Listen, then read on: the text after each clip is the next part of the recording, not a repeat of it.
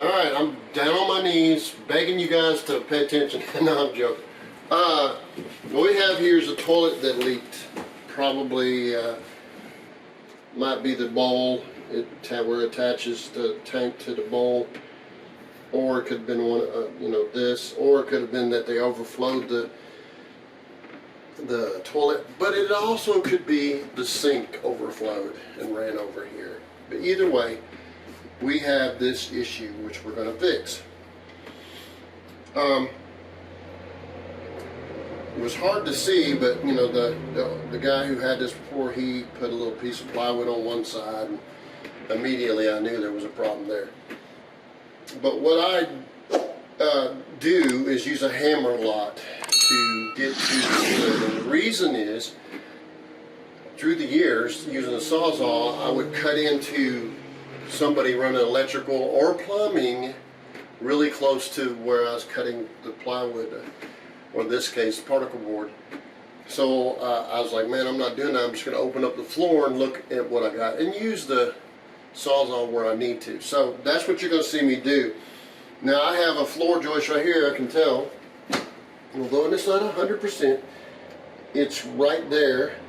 And that's something that registers in my head. There'll be a floor joist there. And it feels like there's one right here. That's a pretty good span. We'll see in just a minute.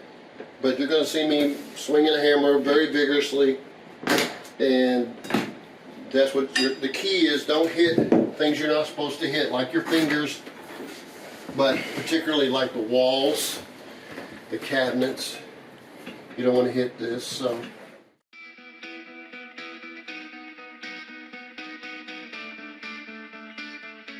Now there is a little bit of stain over here, but this area is very, very strong. It's not deteriorated, so it didn't get as much water on it. So our floor joist, if you notice,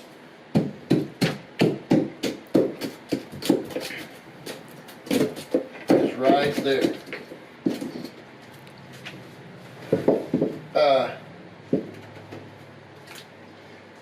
So I have two choices when it comes to that floor joist. I can cut the particle board back to about halfway, which is 3/4, an inch and a half, inch and 5/8 floor joist width. Just move over 3/4 of an inch and then cut up and pop a line once I find both sides of it, or I can put a board right beside it. So those are the choices I have. But let's see what we got to deal with over here. Remember I was saying I felt like there would probably be a floor joist in here? Right there. Alright. But I don't need to go all the way back here. And everybody goes, oh, that's black, that must be black mold. I'm going to say this like I have many times before. Black mold is bad if you're allergic to black mold. Just like if you're allergic to bees, and I'm saying that you get stung by bees, you swell up. If you're allergic to bees, you get stung, you die, or possibly die. Black mold is bad if you're allergic to it. So I did a video, you can go back and look at it, where there was some black mold behind the trim, and I wiped it on my tongue. I would do that here, but this is toilet water, and I don't really, it just doesn't set well with me. So you don't die unless you're allergic to it. Now you're going to have tons of people argue, but I've been around this for a long time, not ever using a mask, get it all over me, you know, it's on my hands, I'm going to breathe some of it, so it is bad for you if you're allergic to it. So we're going to tear out the rest of this. We'll get back with you in a minute, we'll have it all tore out, and it shouldn't take very long. Alright, so now I have took out a chunk of this, but I don't know how far I want to go back, so what I did was check, see what's soft. It's not soft at all, even though it's been wet, but I think I'm going to come back to about right there. And I can measure from the wall, but You don't want to count on the walls in a mobile home because they're not square. By the way, stick-built houses are the same. Do not count on it.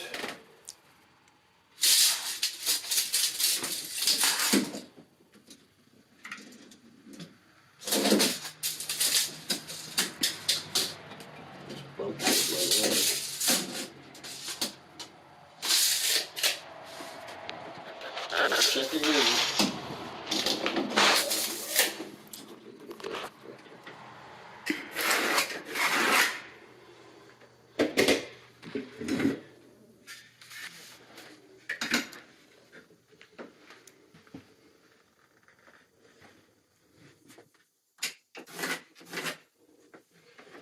So that I'm going to cut out, and I think I'm going to put 2x beside it because it would give more strength underneath here. So I wouldn't say that's the gospel, you have to do it that way, but I think I will do it that way so that I can have that strength added. So we'll get a saw and we'll cut this line over to here, and we'll take you from there. Well, this is a good example. Cutting with a sawzall. But yeah, very shallow because I was running at an angle. I still cut in to what is ductwork. Now, did they need to run it over here? Does it matter that much? Not really. But I will end up pushing this down so I can get a 2x4 on the edge through here. And I'll end up having to tape this in doing that. So what I'm going to do next, and I change the rules up all the time, but on how to do this. But what I'll do next is I'll have a 2x cut to fit tightly in between 22.5. And let's see if we're doing the same here. Yeah, they're really tight at 22.5. No, this one I'm going to turn flat, and this one I'm going to turn on the edge. And then I'm going to put 3 screws, 3-inch screws into it, 2.5 3-inch screws, usually 3. And we'll see where we're at that point. I may actually do 22.5 here, and then I'll measure and go this way, so we can get support on this a little bit more. You don't have to, but it's a good idea. Things that you do the customer doesn't know that's good for them. So then we're going to do a 22.5 one time, and then I'll measure from here to there after that. Alright, so we put that in. Had to push down the ductwork. I use an 1.5 inch screw, usually coarse screw, to these are a little shorter, and you can tell they're a nuisance to me. So now that take that one out, they literally hold it. I'll use a 3-inch screw, because that's a little bit swelled up and it caused it to not pull up the 2x. See how that pulled up that 2x right there? Okay. We're going to do the same thing on this end, then I can put all them short screws in there. So I want it to pull up.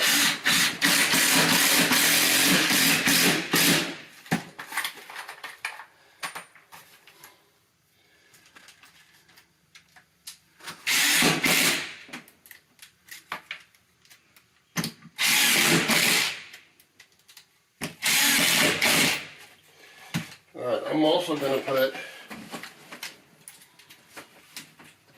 3-inch screws,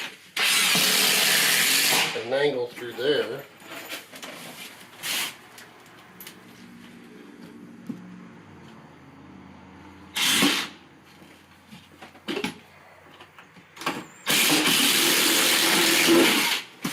Alright, now, like I said, we're going to put a piece in here. Guess what it is? Give it a little bit of room, 28.5. And we'll lay it on this side and use 3-inch screws all the way along. Okay, in case you didn't notice, we have a paper stuck in here. And why would that be? Well, that's because we don't want the sewer smell to come in here with us. if you have recirculating air because of your air conditioning or heat, and you have that uncovered, it will suck it up through the whole house. It'll distribute it, suck it back to the air conditioner heater, and kick it back out through the whole house. You'll have a sewer smell, which is unique. Not exactly. It'll literally burn your eyes. But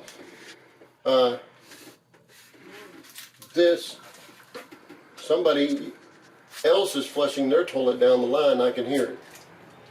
So again, that causes movement of air, and that's why we got it blocked off. These 4 screws here, I'm going to take those out because I backed them out. I'm going to put them up here. I'm going to reuse them. I don't have to, but I'm going to. I can actually use something else. And I don't have to use those holes. I can go in through the flange if I need to. But that, I just wanted to let you know. Then I cleaned off all the underneath here. And here I go putting this 2x. Keep slipping in that.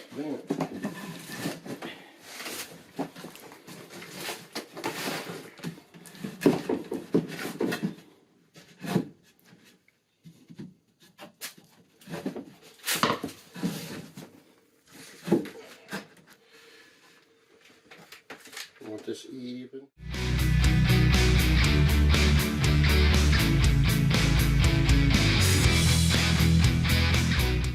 Gonna have a lot of weight right here, so I'm gonna put a few screws.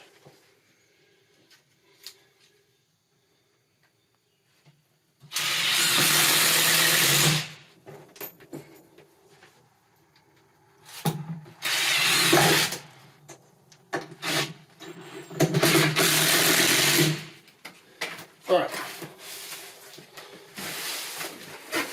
now what I want to do is get some support across here along this front. Now I can do that, turn it flat like this, or I can turn it sideways like so. And I think if I turn it sideways, it will give me a lot of strength, because I need some strength to go back that way. Alright, so either way, it's going to be the same length. 21 1/8.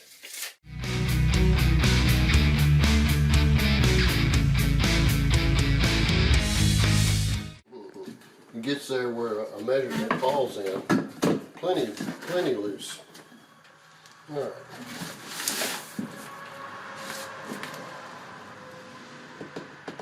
Trying to get these even.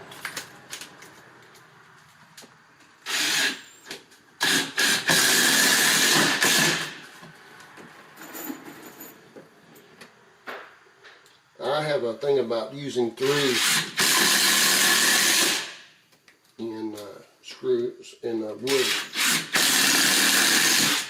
It may become an obsession with the number 3, and I go crazy because I'm thinking about 3 all the time. Everything is divisible by 3. But no, it just seems like if one screw's not doing its job, that at least half of it is still being, it's all being held together. If one screw, if you only had 2 in it, if one screw wasn't working or it broke or it pulled loose or was stripped, then one side would move. Where if you had 3 screws, even if one is not doing its job, the other 2 are. It's kind of got to that point. You can do what you want. I use screws because they don't come loose like nails do. Nail guns are faster, but I can pull apart a nail gun's work with just a hammer. So what we've done, I checked under here, make sure there's no staples and such. What we've done is put this in. This is really steady. I can stand on that. The only thing left to do is put a little piece right here, and I need to run now. I'm going to bring that camera over here. I need to put in a stud right here, 21 3/8, and so he'll cut that. The cameraman's really busy.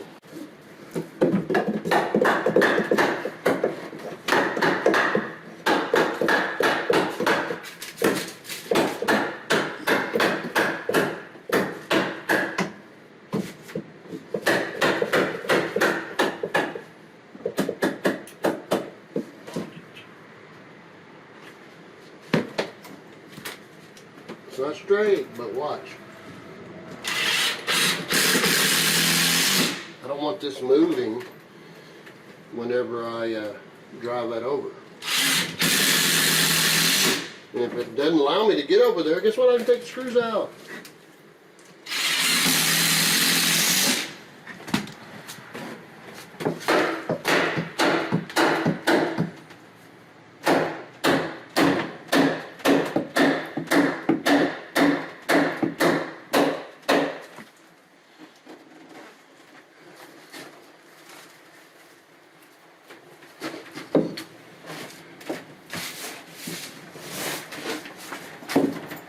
I might drive it over a little more.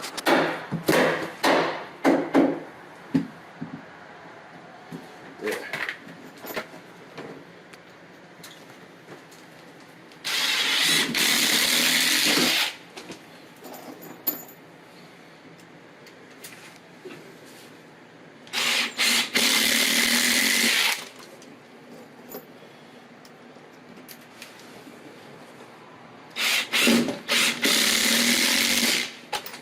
Alright, now we're going to measure there. It is 15 and a half, and we'll put that in. But I can deal with it. Alright, I have a choice again. I can build all this up here. Put screws into it. Build, use it. Doesn't serve really much purpose to me. I don't want to call them 2x4s because they're not. This wall is actually sitting on a 2x8 over here, or 2x6 over here. That is called a ridge beam that runs on the outside. The wall is sitting on that, and the plywood over here and plywood over there. If you want to fill all that in, you can. It is not against my religion or something. I used to do it, but you have to cut all the screws and long staples that stick out. You also have to deal with it. A lot of times this stuff will be falling out of there, and you'll have to put in more. It's a lot of work, and you have to pass that on to the customer. And does the customer ever get shortchanged by not doing that? No, not really, because I seal all this up with caulking, and then I put floor leveler, and then I put floor covering, and then I put trim. Everything's sealed up. So you can do that. It is not a bad quality thing. It's not, but it passes on a lot of cost to the customer, and that's why I don't do it. This particular board is a little short, but I wouldn't put it to the guy who cut it, the camera guy, because I was hesitating about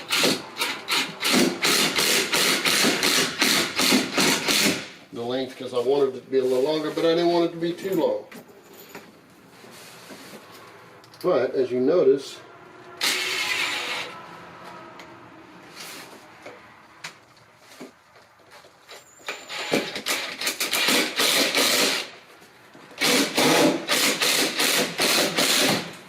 can get it anyway.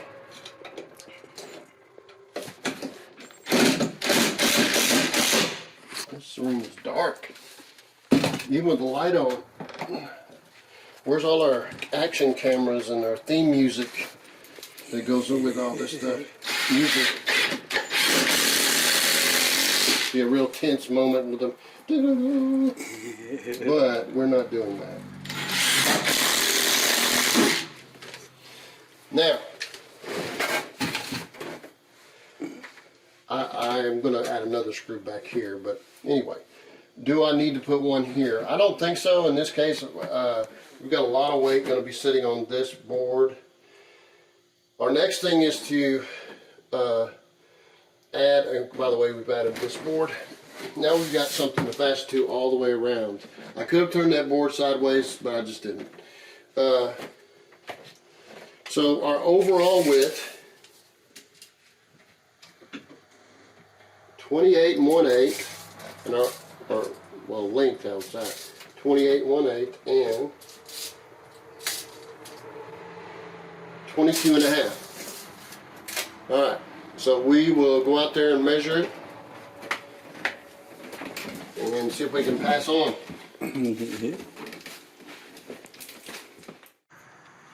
So I'm an old drywall guy. I can do that by putting that pencil, but you can mark it 22 1/2, let's say.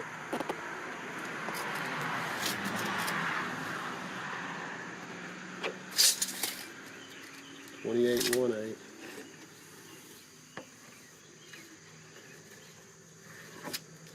That is our rough opening. Now we're going to have a notch right here around that cabinet, and we're also going to have the toilet right here. And we'll go measure that. We'll measure it from this edge. Take a little piece of wood for a notebook. We're going to measure. That's pretty tight at 9 inches, but I'll go 9 inches right there.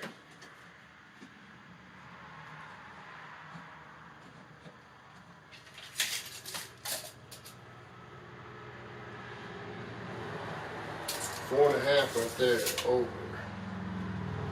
Oh, that's terrible, I can't even read that. 9.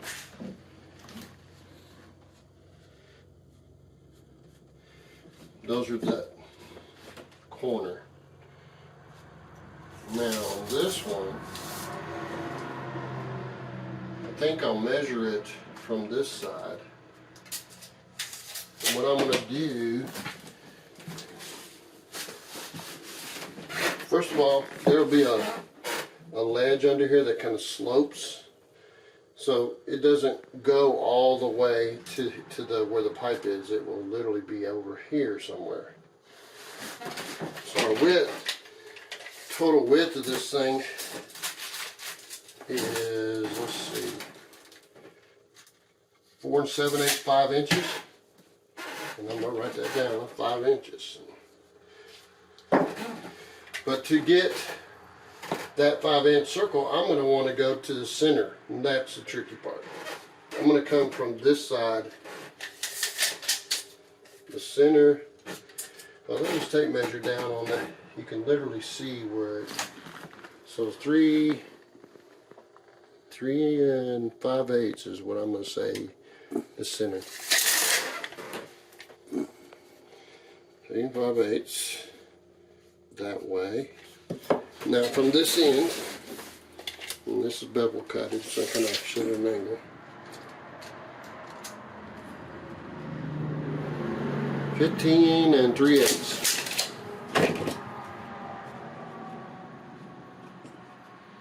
All right, let's take this stuff outside and see if we can mess it up. All right, I said center of that was 15 3/8.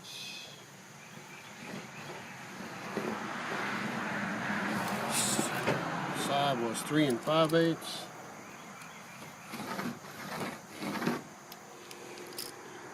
This one was 9 inches.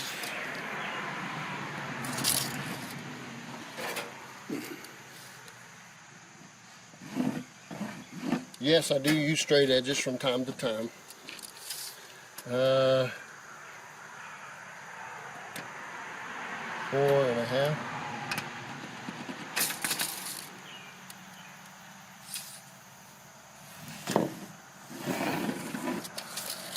Now, watch, and that cabinet will be out of whack. Now, I have the 5-inch hole that I want to cut. So I'm going to go 2 1/2. I have a circle cutter, but I'm not going to do that. I'm just going to show you. So you don't have to buy a circle cutter for one-time job. 2 1/2, which is half of 5. And there's 5. And then I'm going to go again. 2 1/2, 5. That half is where those two centers marks met.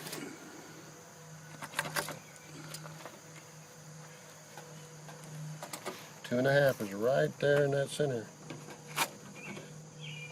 Okay, so now I can literally almost see it. I can.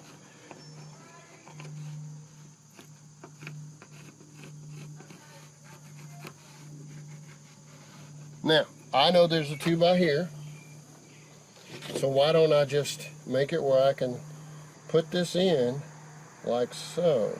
I'll cut this right here,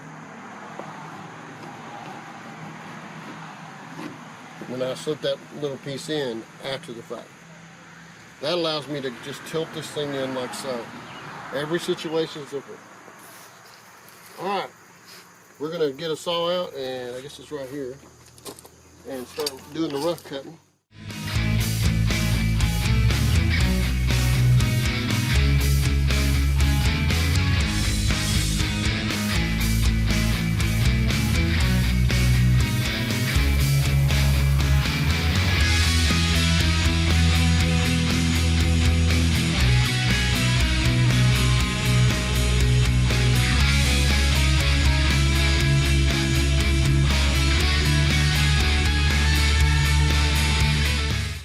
That.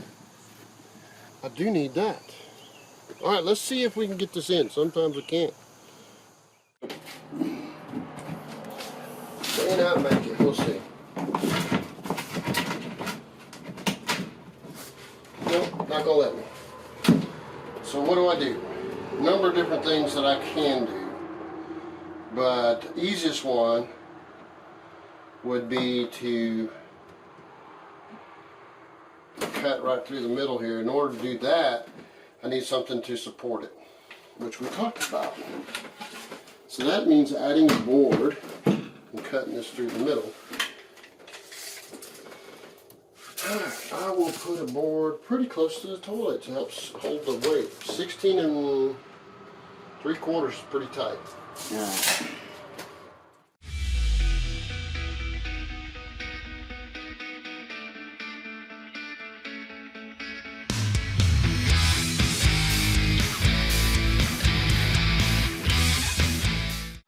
We're going to cut that plywood in half. We'll be right back.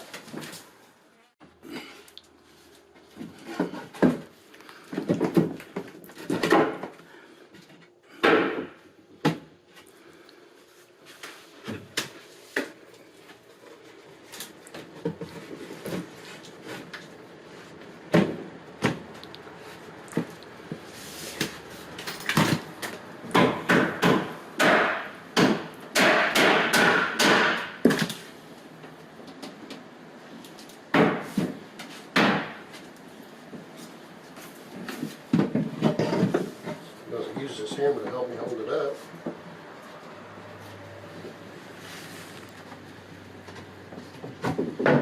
Alright.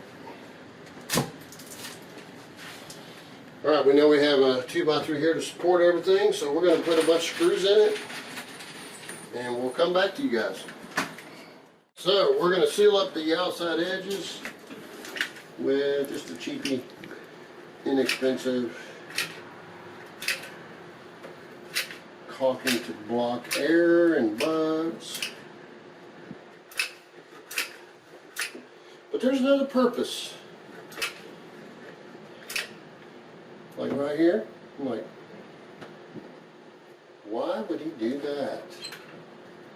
Well, because when I use that floor leveler, it wants to run down in that crack, and then after I'm all said and done, it shows a little seam, a little place where the floor leveler went down.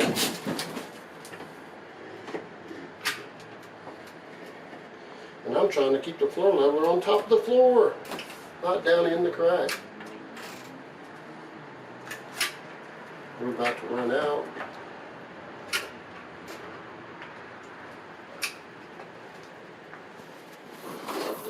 We'll get some more, but that's what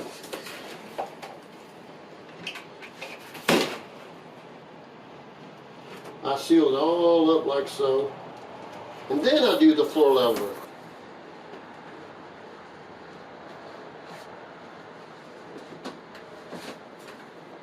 That way I don't have to use a whole lot of floor leveler. Now, I'm going to show you how to use the floor leveler, or how I do. You can use it wherever you want. And so let's go out there. Now,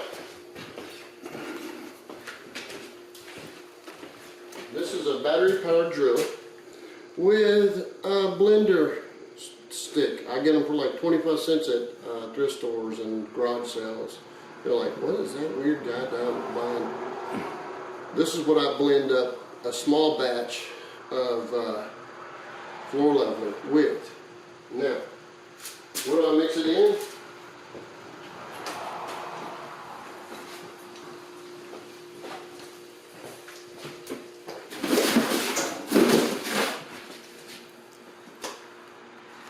A finishing pan.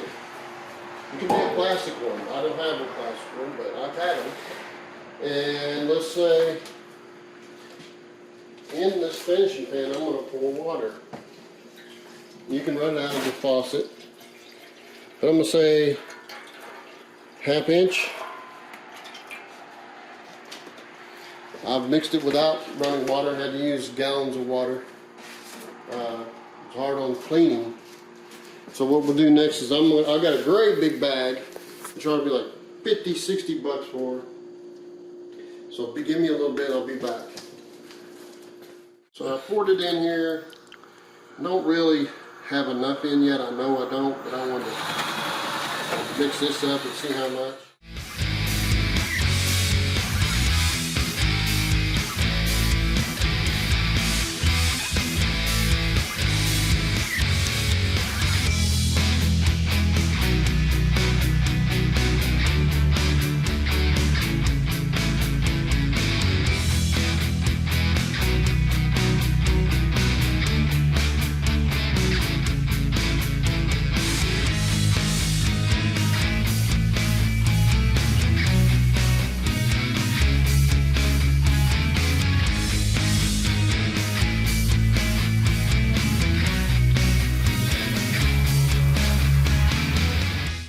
They say to make it like a plastic-like consistency. Well, I don't mess with plastic that's liquid.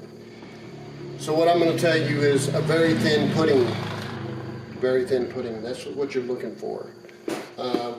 So 3/4 of a little bottle there really made a big batch. And now what I use is a finishing knife. What do you do with them? They're in here? There we go. We'll just use the short one. I can use the big one too. Alright.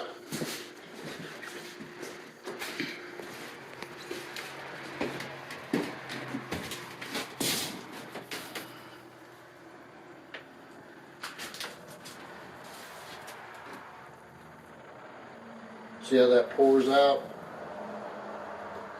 I'm not going to use all this here, but I have another place I can use it. We haven't even uncovered yet, so we'll be in a hurry to uncover because this stuff will set in about 45 minutes.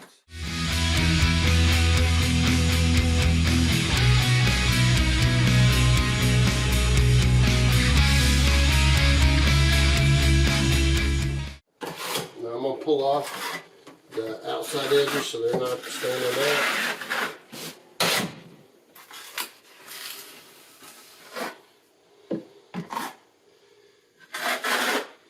Edges. Now we kind of blended that. We'll come back in about 45 minutes. We're going to rush over to another job and we'll use this up in the same house. We have 3 holes that we got to fix.